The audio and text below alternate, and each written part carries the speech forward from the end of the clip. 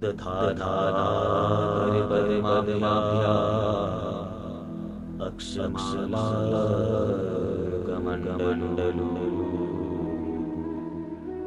देवी प्रसीदतु मयि ब्रह्मचारिण्यनुत्तमा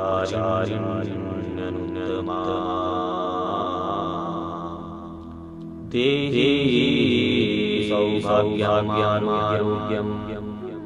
देहि परमं रूपं देहि जयं देहि यशो देहि जय।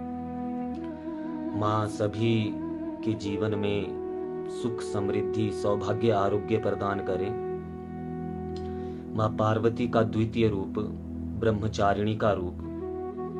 माँ पार्वती ने अपने जीवन पर्यंत जो जो आचरण किए वही उनका नाम पड़ता गया। आप माँ पार्वती कहिए, माँ दुर्गा कहिए।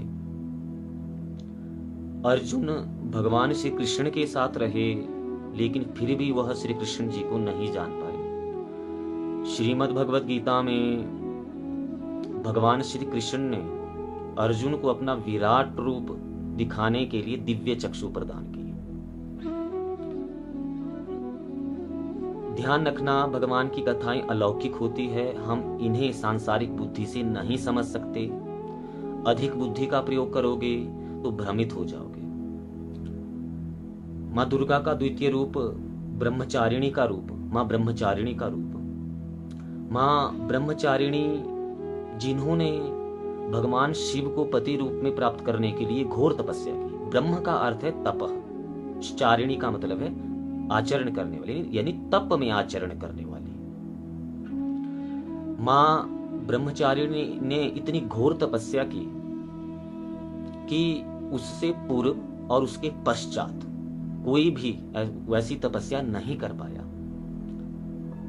और माँ ब्रह्मचारिणी का यह रूप हमें एक जीवन की बहुत बड़ी शिक्षा प्रदान करता है कि हमें कठिन संघर्षों में भी विचलित नहीं होना चाहिए, क्योंकि जीवन में अनेक बार कठिन संघर्ष आएंगे।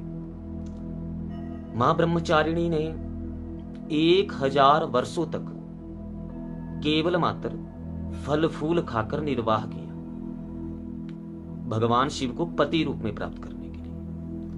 उसके बाद 100 वर्षों तक जमीन पर पड़कर केवल साग खाया। तदनंतर 3000 वर्षों तक बिल्व पत्र खाए। अब उसके बाद मां ब्रह्मचारिणी ने निर्जल रहकर और निराहार रहकर भगवान शिव को प्राप्त करने के लिए इतनी घोर तपस्या का आचरण किया। इसीलिए मां पार्वती का यह दूसरा रूप, मां दुर्गा का यह द्वितीय रूप ब्रह्मचारिणी कहलाया। इतनी घोर तपस्या की कि देवता, ऋषिगण, गंधर्व मां ब्रह्मचारिणी का वह रूप देखकर बहुत ही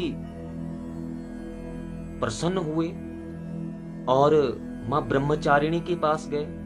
उन्होंने कहा कि मैया, अब आप तप करना छोड़िए, क्योंकि आपने जितनी घोर तपस्या की है उतनी ना पहले किसी ने की थी और ना ही शायद बाद में कोई कर पाएगा। ऐसी ब्रह्मचारिणी मां को हृदय से प्रणाम। मां ब्रह्मचारिणी आप सभी को सुख समृद्धि आयु धन संपत्ति प्रदान करे। राधे राधे राधे राधे राधे राधे।